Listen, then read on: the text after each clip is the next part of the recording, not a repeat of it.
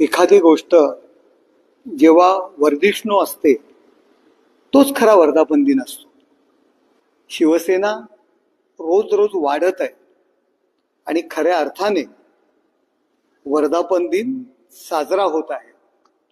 मार्गक्रमण, वृद्धी म्हणून तर आपण वर्धापन दिन साजरा करत असतो. हिंदुहृदय सम्राट शिवसेना प्रमुख माननीय बाळासाहेब ठाकरे यांच्या प्रगल्भ विचारातून आणि नेतृत्वाखाली सुरू असलेली ही शिवसेना आज एकनाथ शिंदे साहेब यांच्यासारख्या नेतृत्वामध्ये धर्मवीर आनंदीगे साहेबांच्या मार्गदर्शनाखाली दिलेल्या तत्वांवर दिवसेंदिवस वाढत आहे. मुंबई, ठाणे, कोकणापुरती मर्यादित असलेली शिवसेना आज संपूर्ण महाराष्ट्रातच नव्हे तर महाराष्ट्राच्या बाहेर अगदी काश्मीरपर्यंत ते पंजाब, केरळापर्यंत शिवसेनेचा झेंडा डौलाने फडकत आहे. आणि त्याकरता हिंदुहृदय सम्राट शिवसेना प्रमुख माननीय बाळासाहेब ठाकरे यांच्यानंतर एकनाथ शिंदे साहेब मेहनत घेत आहेत, प्रचंड अशी मेहनत घेत आहेत. आणि आज आम्हाला बालपणापासून अगदी शाळेत गेल्यापासून आई वडील शिवसैनिक असल्यामुळे त्या शिवसेनेचं वेड लागलं.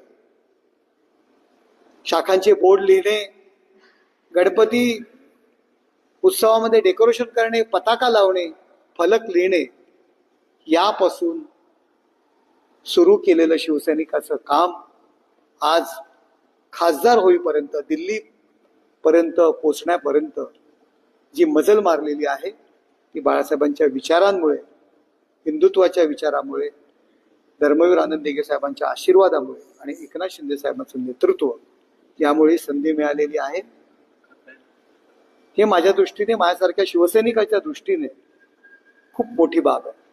बाळासाहेब बोलत की माझ्या पाठीवरती इतके वार झाले आहेत की आता पाठीवरती. अरे शिवसेनेच्या वर्धापन दिनाच्या संदर्भात विचारा. संजय राऊत काय आहे? संजय राऊत म्हणजे शिवसेना नाही आहे. संजय राऊत शिवसेनेत कधी आले? जरा वेगळं विचारा ना काहीतरी. दिवसभर संजय राऊत काय चाललंय? त्यांनी पुन्हा एकदा सांगितलंय की ऑपरेशन पूर्व अंक सुरू झालेलं आहे. तिथून त्यांची सुरुवात झाली होती. अमित शहाने त्यांची कुठलेली असं देखील ते म्हणाले. बघा, संजय राऊत म्हणजे काय कुडमुडे ज्योतिषी नाहीये. कदाचित ते पोपट घेऊन जे बसतात बाजारामध्ये त्याप्रमाणे त्यांची स्थिती आलेली आहे. मानसिक स्थिती त्यांची बिघडलेली आहे. ते काही म्हणतील काय, त्यांना काय महत्व देण्याची गरज आहे? आज त्यांची मानसिक संतुलन बिघडलेलं आहे.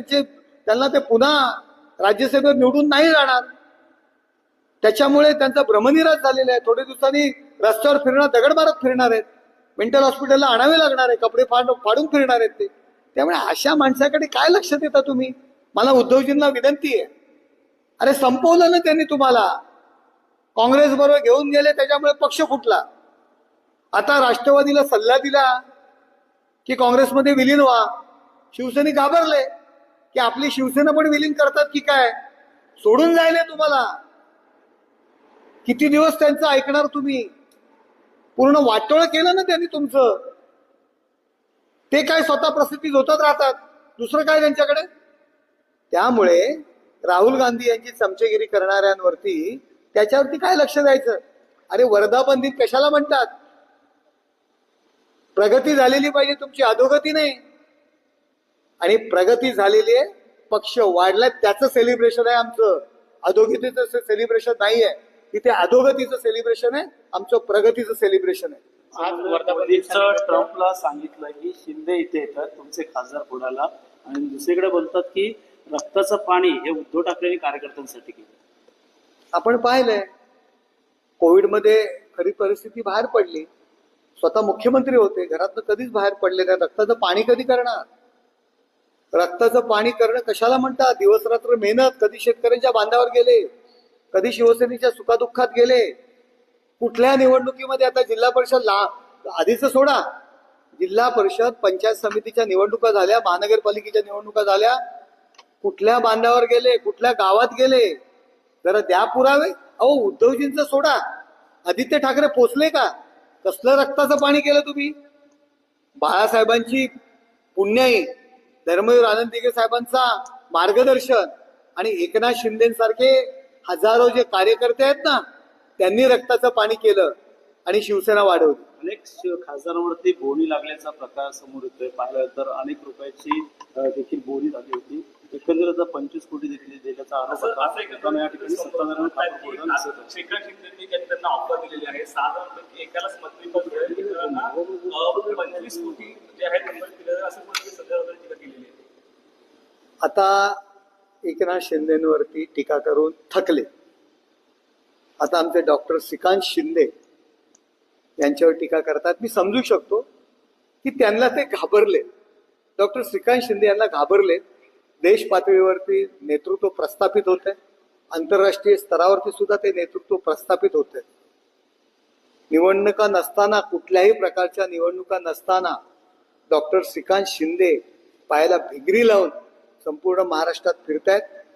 पक्ष वाढवण्याचा प्रामाणिकपणे प्रयत्न करतायत. कार्यकर्ते जोडतायत, पदाधिकारी जोडतायत. त्यामुळे पायाखालची वाळू यांची सरकलेली आहे आणि उरलेली सुरलेली उभाटा सुद्धा डॉक्टर श्रीकांत शिंदे यांच्या झंझावातामुळे संपणार आहे. त्यामुळे ते घाबरले म्हणून डॉक्टर श्रीकांत शिंदे यांच्यावर टीका करतात. 21 तारखेला एक खासदार आपली बाजू मांडणार आहे आणि त्यावेळी राज्याचे उपमुख्यमंत्री एकनाथ शिंदे उपस्थित अशी माहिती मिळत आहे. हे बघा, त्या खासदारांनी ज्यावेळी त्यांची बाजू मांडतील त्यावेळी तुम्हाला ते नक्कीच निमंत्रण देतील. त्यावेळी कोण उपस्थित असणार आहेत, कोण नाही, ते सुद्धा तुमच्या समोर कळेल. घाई कशाला तुम्हाला, ते सांगतील ना. संजय राऊत ज्या काही पुढ्या सोडतायत त्या पुढ्यांवरती विश्वास ठेवू नका. तर 6 लोकसभा मतदारसंघामधील जिल्हा प्रमुख, संपर्क प्रमुख यांची उद्या बैठक मातोश्रीवर घेणार आहेत. पाहिलं तर याच जिल्हा प्रमुख आणि संपर्क प्रमुखांनी खासदारांना निवडून दिलं होतं, ते देखील फुटू नये उद्या अशी तातडीची बैठक.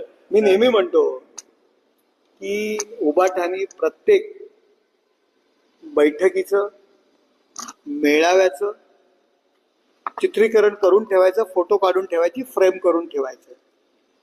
त्यानंतर होणाऱ्या 2 महिन्यानंतरच्या मेळाव्यामध्ये, त्या बैठकीमध्ये 30 लोक त्यांच्या सोबत राहतात का याचा सुद्धा फोटो काढायचा. त्यानंतर त्यांच्या पक्षाची काय प्रगती आहे त्यांना समजून येईल. अहो, जे दुसऱ्या दिवशी कोण त्यांच्या सोबत राहत नाहीत, रविवारी खासदार मिटिंग घेतात, उपस्थित राहतात, 2 दिवसांनी त्यांच्या सोबत नसतात, तीच परिस्थिती जिल्हा प्रमुख आहे, नगरसेवकांची तीच परिस्थिती आहे. परंतु आत्मपरीक्षण न करता सकाळी केवळ शिव्यांची लाखोली वाहिणं हे एकमेव काम उबाटाचं राहिलेलं आहे. आदित्य ठाकरेला मुख्य जबाबदारी देणार असल्याची देखील माहिती समोर येते आहे. पाहिलं तर अनेक लोकांमध्ये आता बदल होणार आहे. पदाधीश जबाबदारी ज्यावेळी आपण देतो त्यावेळी कर्तव्य सुद्धा असतात. एकाच नाण्याच्या 2 बाजू आहेत. यापूर्वी सुद्धा त्यांना जबाबदाऱ्या दिल्या होत्या, परंतु त्या जबाबदाऱ्या कशा पार पाडल्या हे आपणासमोर माहीत आहे. मला त्यांना जर काही जबाबदारी देणार असेल तर माझ्याकडून त्यांना हार्दिक शुभेच्छा. ठाकरे बंधूंनी एकत्र यावं, एकत्र जाहीर सभा द्यावी आणि हे जे काही संपूर्ण चालू आहे खासदार संदर्भात त्याला प्रत्युत्तर द्यावं असं एक पोस्ट सध्या सोशल मीडियावरती वाढवते. मुंबईमधील आम्ही गिरगावकर यांनी हे सोशल मीडियावर पत्र ठाकरे बंधूंना प्रसारित केलेले आहे. हे बघा, जेव्हा गरज पडते तेव्हा यांना राजसाहेबांची गरज लागते. याच राजसाहेबांना यापूर्वी झालेल्या वर्धापन दिनाच्या कार्यक्रमातून कशा पद्धतीने बाजूला केलं हे सर्व महाराष्ट्रातील जनतेने पाहिलेलं आहे. गरज पडते तेव्हा त्यांना राजसाहेब लागतात. त्यामुळे यावरती मी काही जास्त प्रतिक्रिया देणं मला उचित वाटत नाही. राज्याच्या मुख्यमंत्र्यांनी देखील शुभेच्छा दिलेल्या आहे वर्धापन दिनानिमित्त देवेंद्र फडणवीस यांनी. नक्कीच देवेंद्र फडणवीस साहेब, एकनाथ शिंदे साहेब आणि सुनेत्राताई एकत्र मिळून या राज्याच्या विकासाकरता अहोरात्र कष्ट करत आहेत. मी त्यांनी ज्या शुभेच्छा दिलेल्या आहेत त्याबद्दल मी त्यांचं आभार मानतो. सर्व शिवसैनिक म्हणून आभार मानतो.